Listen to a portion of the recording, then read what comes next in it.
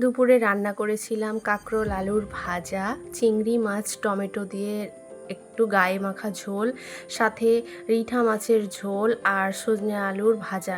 তারপর রান্না কমপ্লিট করে ছাদে গেলাম একটু, আর ছাদে গিয়ে দেখলাম যে এই ফুলটা সুন্দর নতুন আজকে ফুটেছে, দেখতে ভীষণ ভালো লাগছিল। তারপর ড্রাগনটাও আজকে ভেঙে নিলাম, কারণ পেকে গেছে।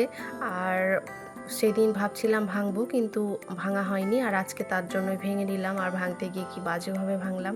তারপর নেক্সটটা ভাঙতে গিয়ে এত জোর হাতে কাটা লাগলো। যাই হোক, তারপর আবার ভেঙে নিয়ে এসে লাঞ্চের পরে ড্রাগন কাটাকাটি শুরু করলাম। আর দেখতে পাচ্ছ কি মজা লাগছে না দেখতে। আসলে বাড়ির গাছের জিনিস না, মানে খেতে যতটা ভালো লাগে বা না লাগে, কিন্তু হয় না ওই এক্সাইটমেন্টটা ভীষণ থাকে, আমার তো ভীষণ থাকে। মানে সে হয় না যে নর্মালি কমন জিনিস হলেও বাড়ির জিনিসের আলাদাই একটা মজা।